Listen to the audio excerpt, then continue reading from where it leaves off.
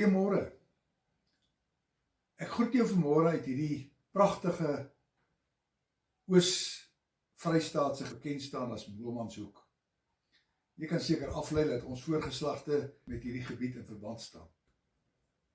In 'n plek soos hierdie voel 'n mens natuurlik op 'n besondere manier, ek altens, op 'n besondere manier die teenwoordigheid van die Here.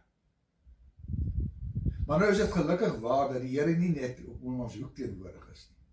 Hy is ook daar teenwoordig waar jy vanmôre alleen of as gesin voor die skerm sit en kyk na hierdie diens. En wanneer hy so by ons teenwoordig is, dan groet hy ons. En hy sê vir jou vanmôre genade vir jou en vrede.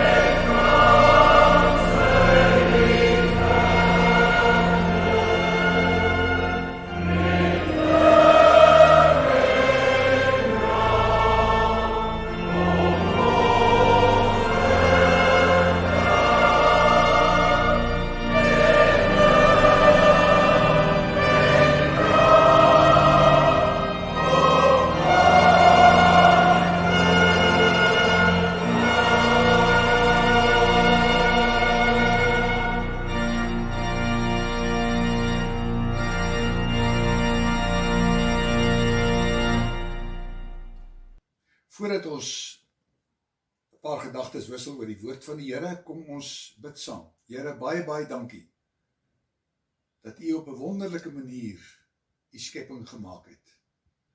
Dat ons dit kan geniet, dat ons dit kan inasem, dat ons omring kan word van skoonheid wat U geskep het. En waarin ons op 'n baie besondere manier U teenwoordigheid en die vingerafdrukke kan belewe. As ons nou gaan dink aan 'n manier waarop ons die Here, wat alles so mooi gemaak het en wat homself met ons kom versoen het deur Jesus Christus, moet volg, bid ons dat U ook vanmôre vir ons op dieselfde manier met U teenwoordigheid sal kom seën as ons luister na U woord. In Jesus se naam. Amen. Die tema wat ek vanmôre met jou wil bespreek is die tema volg my.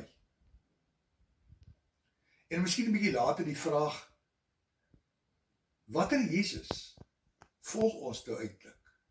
Of met watter gesindheid volg ons Jesus? Die gedeelte wat ek goed gedink het om vanmôre saam met jou 'n bietjie te oordink, kom uit Johannes hoofstuk 21 vanaf vers 15 tot by vers 22. Dit is 'n baie bekende gedeelte waar Jesus aan sy disippels verskyn en waar hy dan Simon Petrus weer kom herstel in die amp wat hy verlaat het, toe hy hom verloon het. Toe hulle klaar geëet het, vra Jesus vir Simon Petrus, Simon, seun van Johannes, het jy my baie lief, meer as hulle hier? Ja, Here, antwoord hy hom, U weet dat ek U lief het. Hy sê toe vir hom, laat my lammers wei.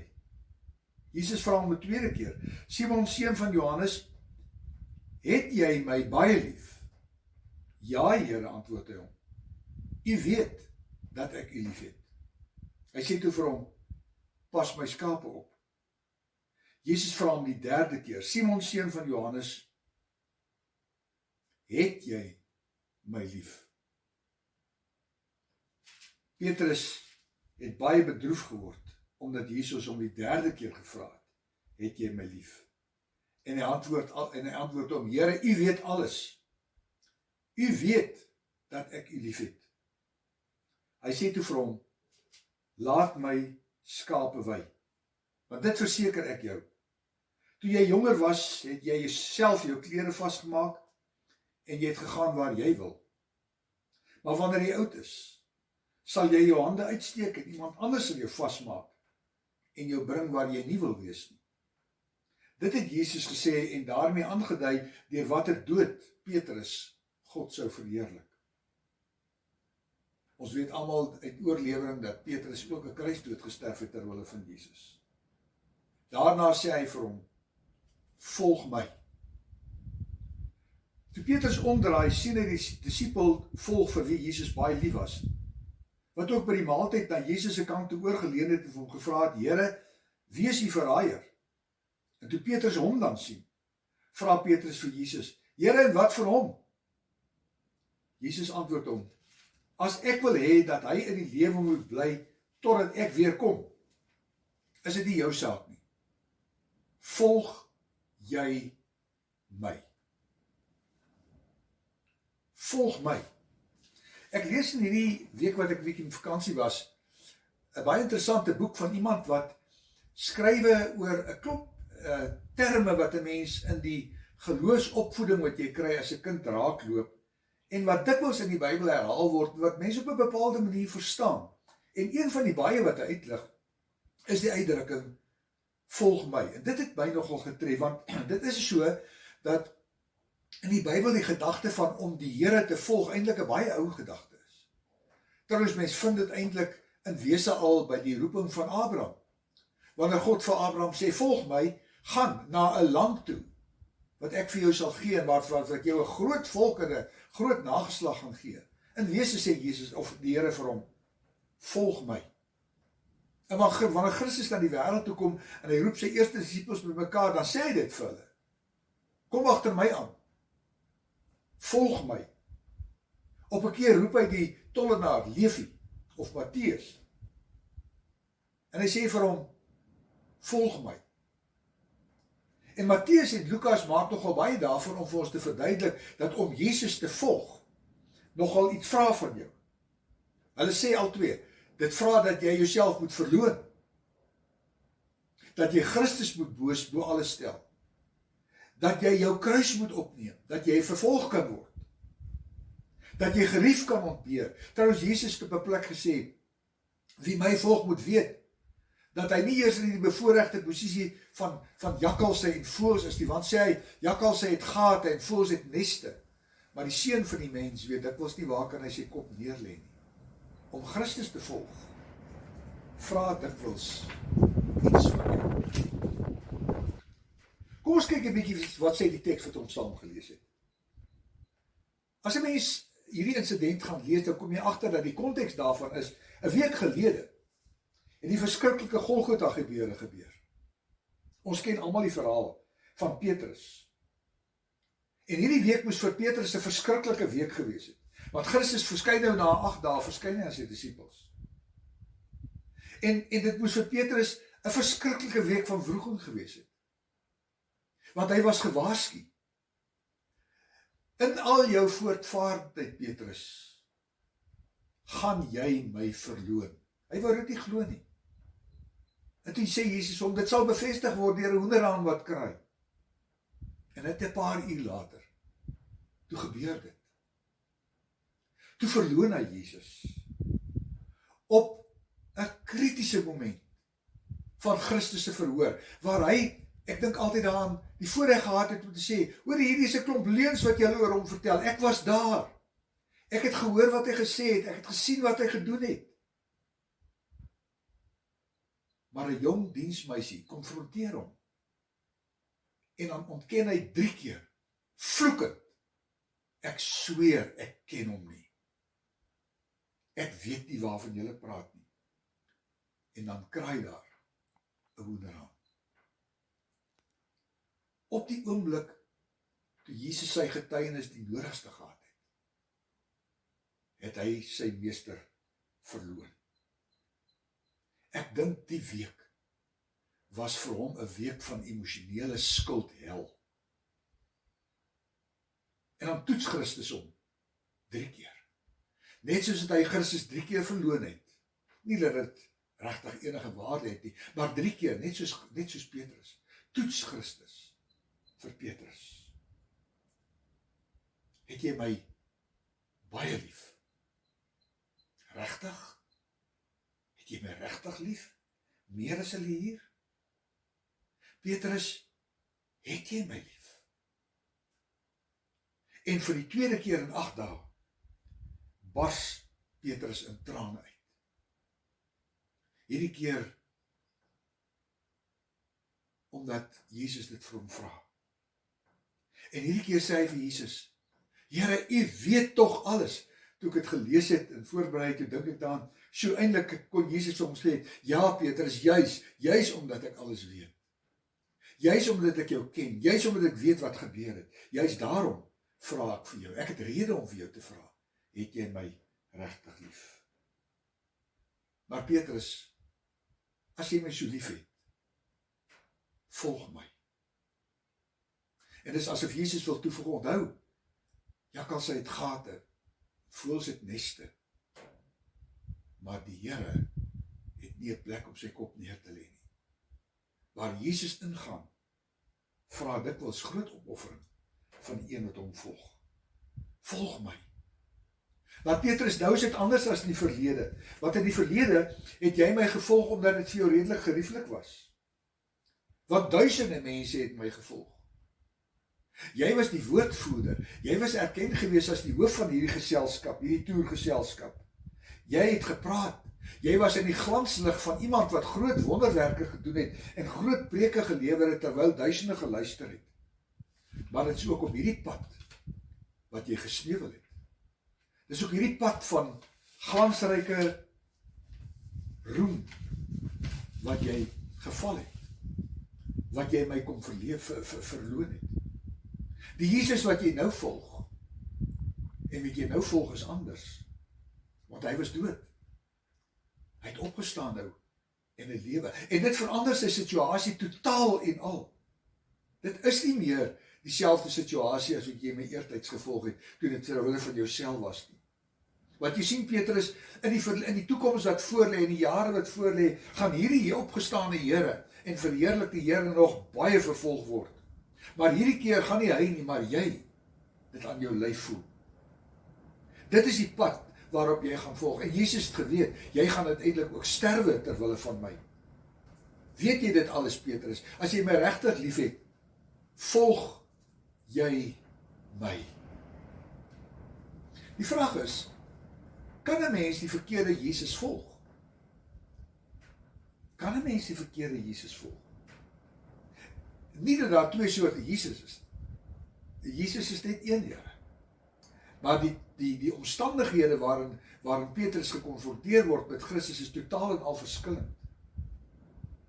Kom ons noem dit, 'n mens sou 'n gerieflikheids-Jesus kon volg. Of 'n mens sou die verheerlikte Jesus kon volg. Die koning van alle konings. Die koning van die koninkryk, wat sy koninkryk in die wêreld wil bevestig, en waaraan jy deel gaan hê. Dit is 2 verskillende omstandighede. Dit is 2 verskillende maniere van Jesus volg. Terwyl ek voorberei het ek teruggedink aan baie jare gelede.